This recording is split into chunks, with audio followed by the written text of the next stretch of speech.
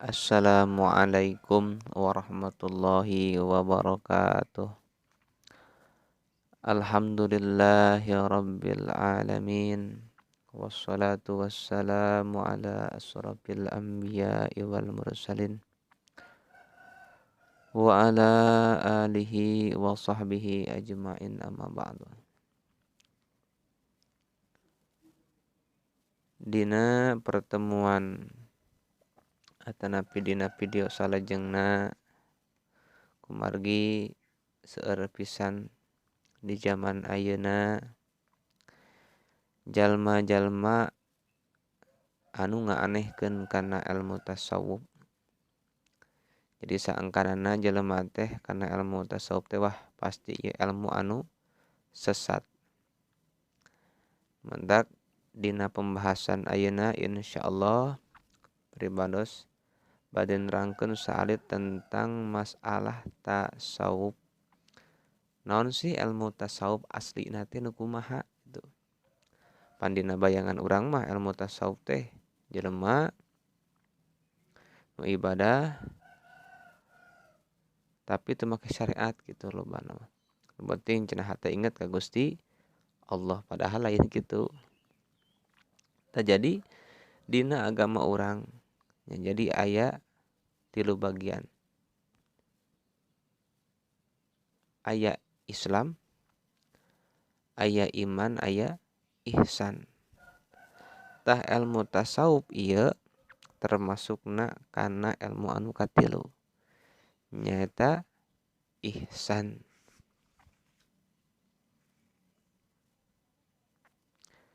Tah ihsan ieu sakumaha urang tos ngadangu penerangan ulama. Kumaha penerangan anu gamblangna urang tos ngadangu sadayana. Intina mah namina ihsan ieu anta abudallaha ka'annaka taroh. Fa in lam takun taroh fa innahu yarok. Jadi nu namina ihsan ieu seolah-olah urang ibadah ka Allah teh urang ningali Gusti Allah ngan iman dan level urang nya. Moal mungkin urang sampai ka dinya. Ya minimal urang ibadah ka Gusti Allah, urang rarasaan Allah ningali urang gitu. Jadi ihsan teh ieu ilmu tingkat tinggi anu mana dina saolah-olah saincak-incak urang hirup di alam dunia tong beroning dina ibadah. Puguh dina salat, dina jeung sagala rupaana. Dina masalah sapopoe oge bisa mah urang teh saincak-incak rarasaan ditingali ku Gusti Allah gitu maksudna. Tah jadi tasawuf ieu termasuk kana ilmu anu katilu nyaeta ilmu ihsan. Kami dibahas masalah ihsan panjang nya. Ini urang langsung wae kana tema nyaeta dina masalah tasawuf. Seueur ulama-ulama anu ayeuna ngebahas tasawuf contoh Buya Ar-Razi Hasim nya. Luar biasa keilmuanana. Cuman bisi ieu anu teu paham basa Indonesia pribados pan asli Sunda nya. Pribados bari dibahas ku bahasa Sunda. Tanu namina ilmu tasawuf ieu nya menurut sapalih ulama nu namina tasawuf ieu teh al khuruju min kulli khuluqin daniyyin wad dukhulu fi kulli khuluqin saniyyin. Nyaeta nu namina tasawuf ieu teh urang teh kaluar tina tiap-tiap atau tina sakabeh akhlak anu rendah atanapi akhlak anu goreng tuluy dina sabada urang ngaluarkeun akhlak anu goreng, akhlak anu tercera, tingkah laku urang anu goreng dina awak urang wadduhulu fi kulli khuluqin saniyyin. Teras urang asup atau ngasupkeun tah akhlak-akhlak anu luhur hartina akhlak-akhlak anu bagus kana awak urang. Nu asalna urang sok kasar ka batur dieureunnan kasarna jadi lemah lembut. Nu asalna urang babari amek ayeuna mah jadi hampura-puraan. Nu asalna urang ibadah teu husu ayeuna mah jadi husu. Tah eta nu ngaranna tasawuf teh. Jadi ruhna ibadah eta aya dina ilmu tasawuf. Kos urang jasad ieu bisa hirup ku gara-gara ruh nya. Tah ibadah urang oge bisa hirup, bisa ayeuna naon? Bagus, bisa ayeuna ditarima ku Allah, bisa ngajadikeun ganjaran nyaeta ku diasupan ku ruhna ibadah nyaeta ilmu tasawuf. Jadi ning tasawuf teh geuningan lain aneh-aneh nya. Jadi intina tasawuf teh nyaeta pagawean hate nyaeta tentang akhlakul karimah anu bagus.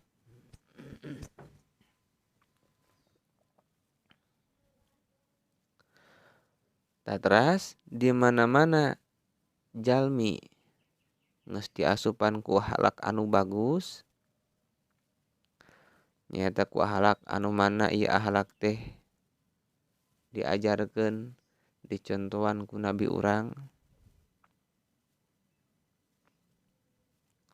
Teras urang teh ngosongkeun jiwa urang, awak urang, hate urang tina akhlak-akhlak anu tercela. Karak we sumia sufian ta eta dingaranan we ahli sufi gitu. Jadi dina nalika awak urang geus diasupan ku akhlak-akhlak anu bagus sadayana nya akhlak-akhlak anu terpuji. Insyaallah kin kapayuna bakal katerangkeun. Teras urang teh naon? Ngosongkeun atau ngaluarkeun akhlak-akhlak anu gore. Kalakuan urang baheula ditobatan nya. Nu asana urang sok colong-colong misalkeun teh mah ditobatan ku urang. Urang sok ngomongkeun batur geus henteu. Urang loba ngobrol anu teu pararuguh dikurangan. Salat loba poho ayeuna mah jadi husu tah lamun geus asup tah ilmu-ilmu anu alus kana hate urang disebut weh eta teh ahli sufi gitu nya. Jadi ilmu tasawuf ieu ilmu anu moal bisa dipisahkeun antara Islam, iman, jeung ihsan.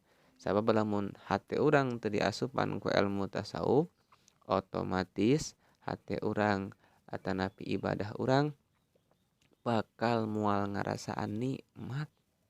Sakitu we. Jadi supaya urang ngarasakeun nikmat dina ibadah ka Gusti Allah, wayahna kedah belajar ilmu tasawuf nya. Pan aya namanya ya Allah ya Rabbuna ya Karim.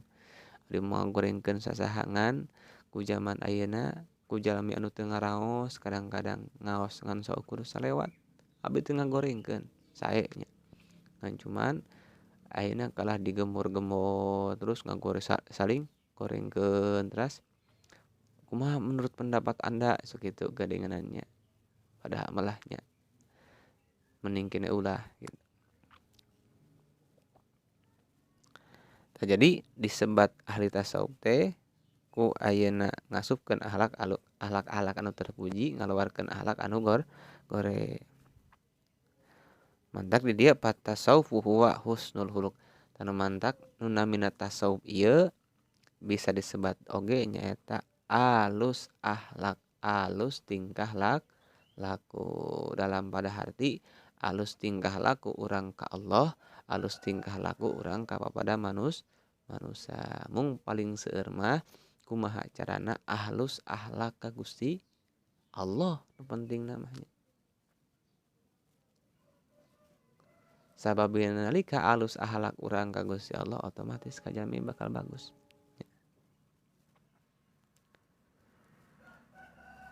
Akan paman zada alaika fil khuluqi faqad zada alaika fit tasawufi. Mangka sing saha-saha jalma anu nambahan dina akhlakna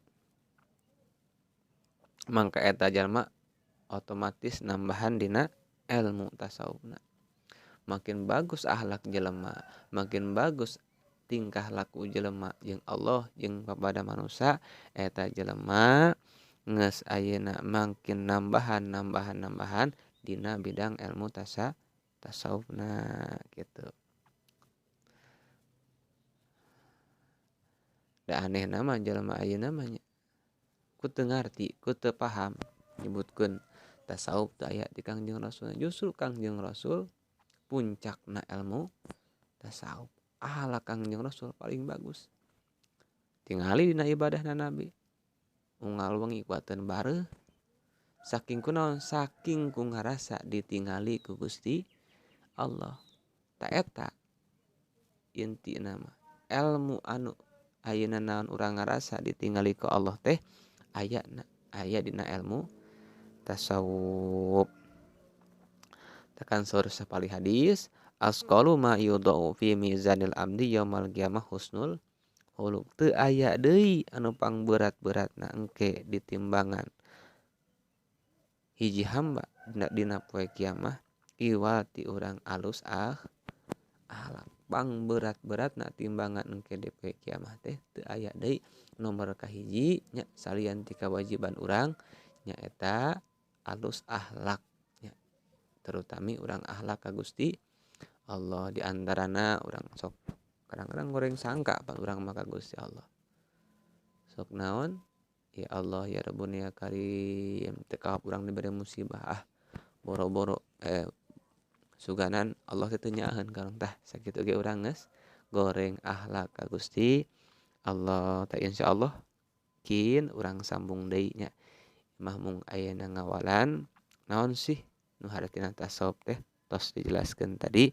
Nu namina ilmu tasawuf teh nyaeta ngasupkeun akhlak anu bagus kana jiwa urang, kana awak urang ngalobarkeun akhlak anu gore atanapi akhlak anu tercela tina diri urang. Sakitu anu kapihatur, mudah-mudahan kapaham ku sadayana.